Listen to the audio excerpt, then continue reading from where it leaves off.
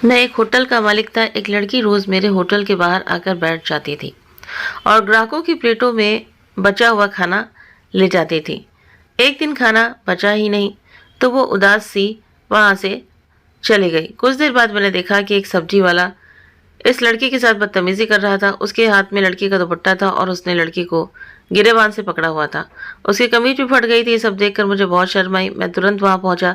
सब्जी वाला कहने लगा कि इसने उसके ठेले से सब्जी चुराई है। मैंने जैसे तैसे मामला शांत कराया, लेकिन वो लड़की रोते हुए वहां से चली गई। मैंने उसका पीछा किया और जो देखा उससे मेरी रूह कांप गई। वो लड़की फिर से मेरे सामने थी, हाथ में एक थैला लिए खड़ी थी। मैं खुद ग्राहकों की बची हुई प्लेटों से खाना उठाकर उसके थैले में डाल रहा था। वो उस खाने को ऐसी नज़रों से देख रही थी जैसे उसमें उसकी पूरी ज़िंदगी बसी हो।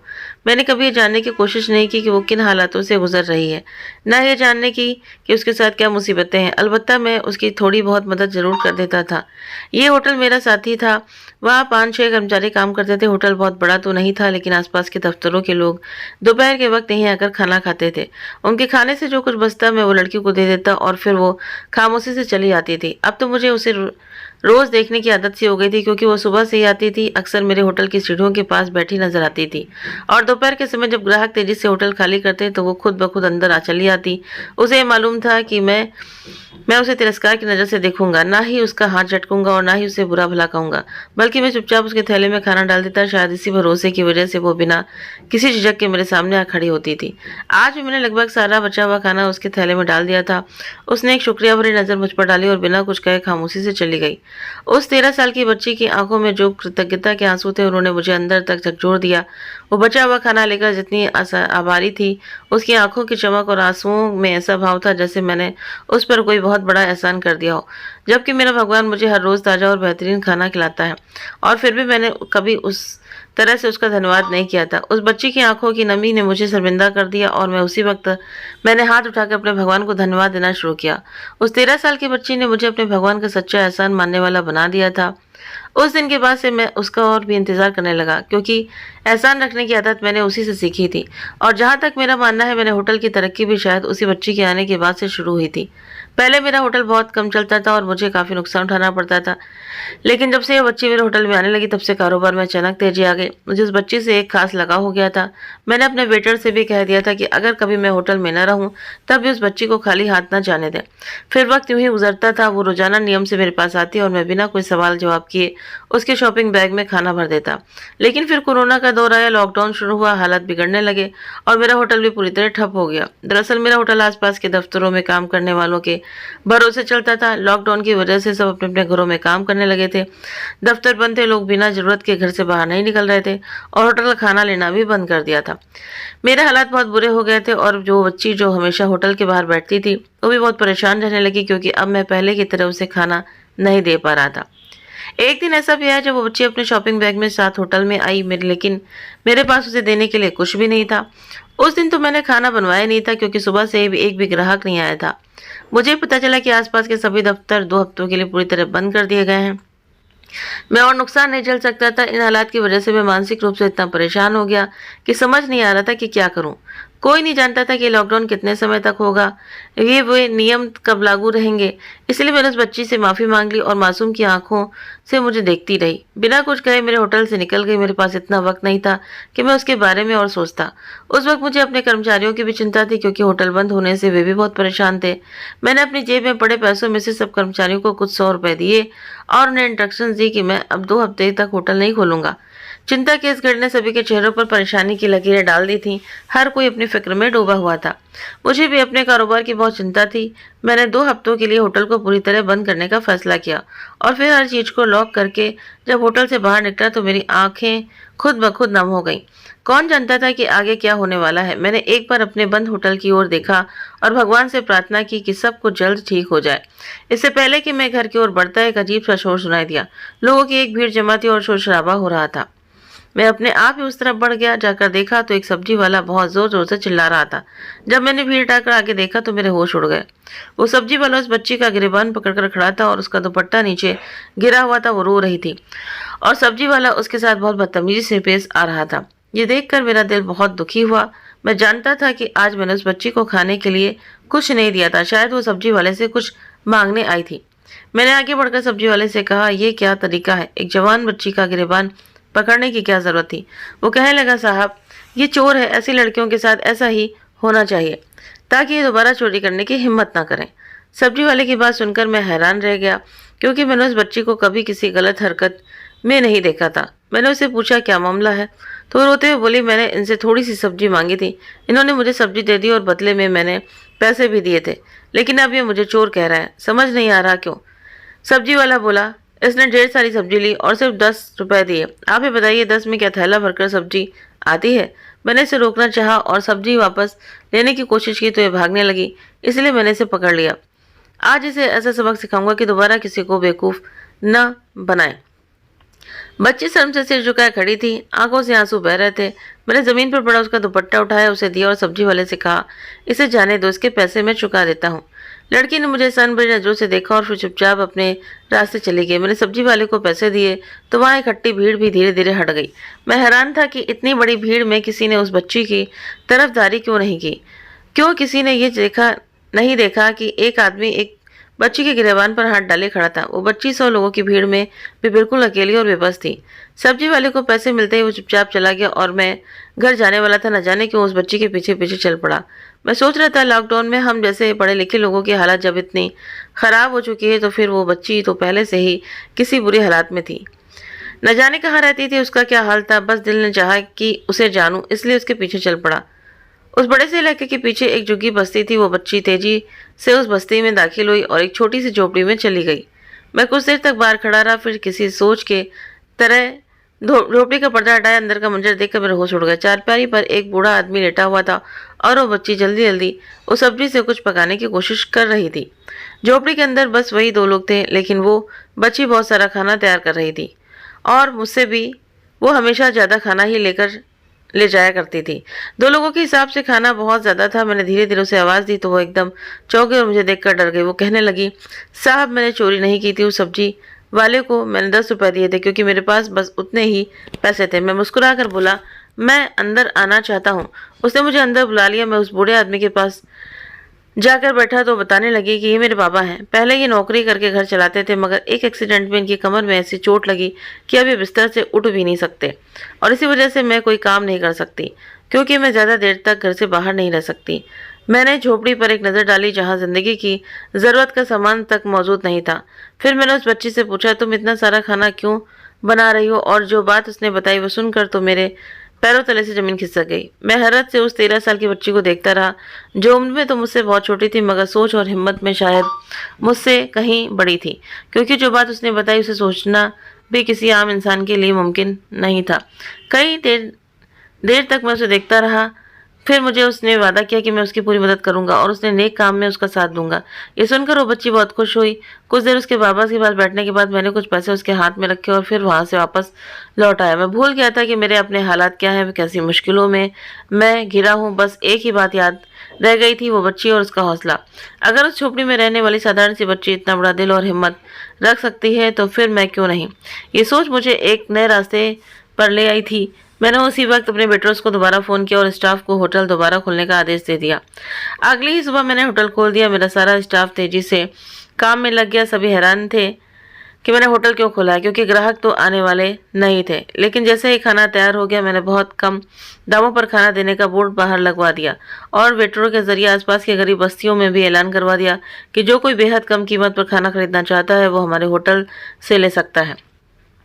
धीरे धीरे लोग आने लगे। हमने सोशल डिस्टेंसिंग का पूरा ध्यान रखा और लोगों को बहुत ही कम दामों पर खाना देना शुरू कर दिया। हर एक प्लेट पर मुझे सिर्फ 5 रुपए का मुनाफा हो रहा था, लेकिन उस समय मेरा मकसद मुनाफा कमाना नहीं बल्कि लोगों की मदद करना था।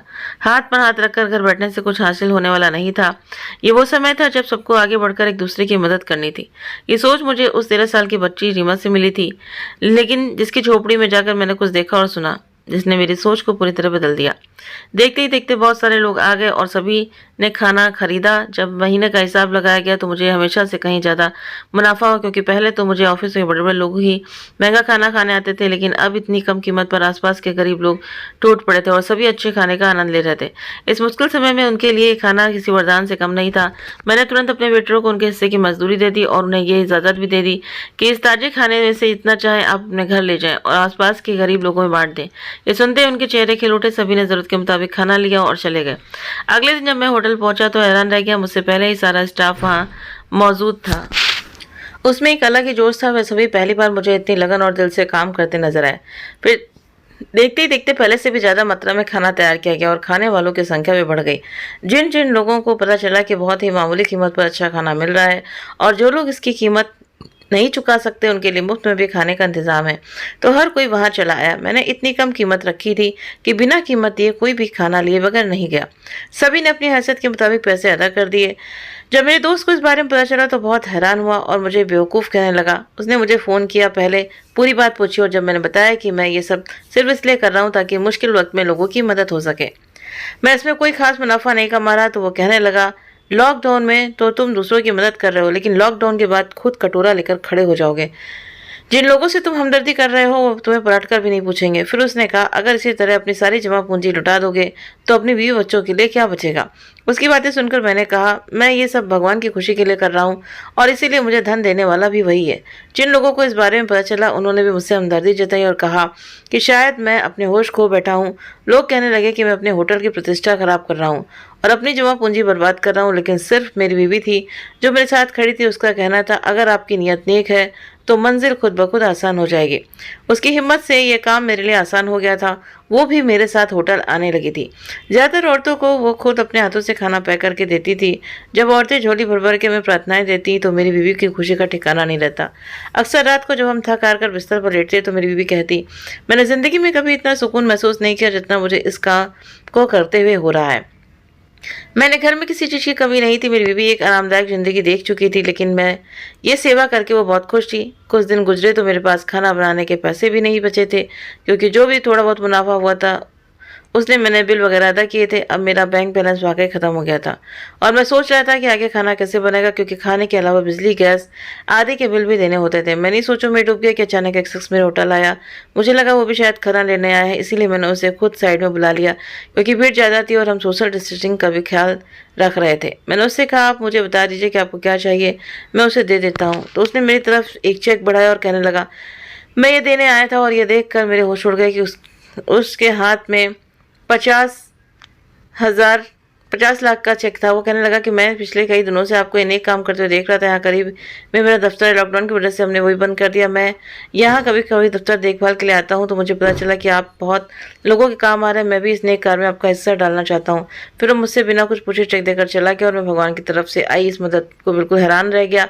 इसके बाद वो सिलसिला चला गया। कभी कोई NGO वाला आकर मेरी मदद कर जाता, तो कभी कोई भगवान की तरफ से देवदूत जैसा इंसान आता, और इस तरह ये सिलसिला जारी रहा। 2 महीने तक मैं यूं ही लोगों को खाना खिलाता रहा और फिर लॉकडाउन में कुछ नरमी हुई तो मैंने अपना होटल फिर से खोल दिया, लेकिन अपनी कीमत में बढ़ोतरी नहीं की। जो लोग पहले मेरे पास आते थे वे फिर से आने लगे, लेकिन हैरत की बात है कि अब मेरे और भी ग्राहक बन गए थे।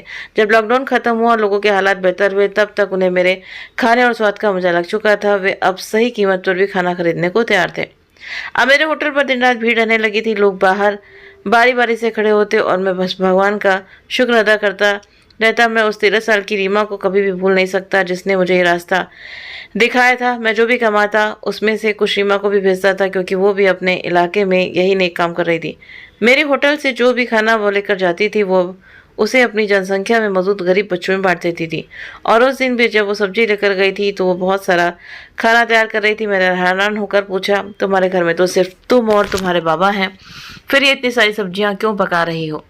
तो कहने लगी, पास पड़ोस के लोग कई दिन से भूखे हैं, खासकर लॉकडाउन के बाद से तो सभी के घर के चूल्हे बुझ गए हैं, इसीलिए मैं अकेले कैसे खा सकती हूँ। भगवान का हुक्म है कि पड़ोसियों के भी बहुत से हक होते हैं। पास पड़ोस के लोगों का ख्याल रखना हमारा फ़र्ज़ है।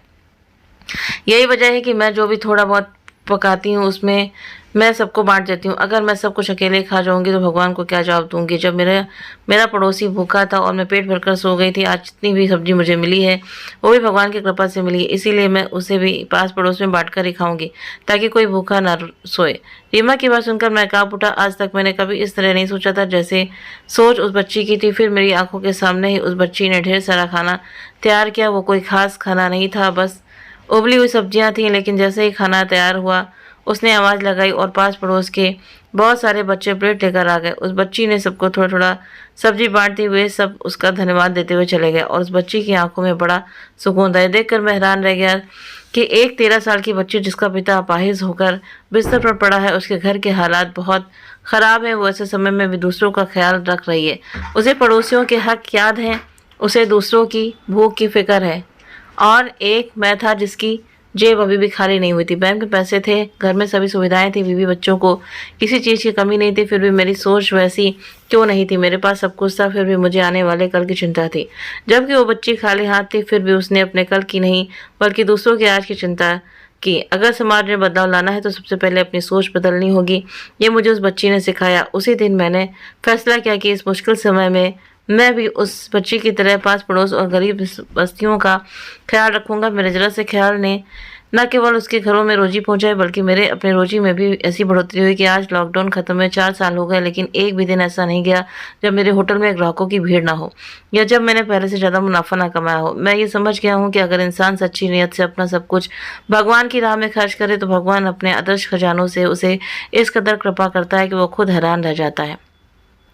आज जब मैं पीछे मुड़कर देखता हूँ तो हैरान होता हूँ कि जिस दिन मैंने अपना होटल बंद किया था मेरे बैंक में सिर्फ 80,000 थे और आज मेरे पास लगभग 80 लाख हैं। मैं इस पैसे को गरीबों की भलाई और भले के इस्तेमाल कर रहा हूँ क्योंकि मुझे यकीन है कि जब मैं 80 लाख खर्च कर दूंगा तो भगवान मुझे इससे भी 10 गुना ज़्यादा देता रहेगा। ये बात भगवान पर यकीन और ईमानदारी की है। ये बात अपने फर्ज निभाने और भगवान के हुक्म पर चलने की है। आप भी इस बार भगवान के हुक्म पर चल के देखिए, पड़ोसियों का ख्याल रखिए, फिर देखिएगा कि भगवान अपने आदर्श खजानों से कैसे कृपा करता है। इस कहानी का मुख्य नीति संदेश ये है कि सच्ची नीयत से दूसरों की मदद करने वाला इंसान कभी खाली हाथ नहीं रहता। जब हम बिना स्वार्थ के दूसरों का ख्याल रखते हैं तो ईश्वर हमें अपने आदर्श खजानों से इतना देता है कि हम खुद हैरान रह जाते हैं। बदलाव की शुरुआत खुद से करनी होती है। तो दोस्तों, ये थी आज की कहानी। इस कहानी से आपको क्या सीख मिली तो प्लीज़ आप कमेंट करके ज़रूर बताएं। वीडियो पसंद आया तो वीडियो को लाइक शेयर सब्सक्राइब करना ना भूलें। मिलते हैं नेक्स्ट वीडियो में। Thank you.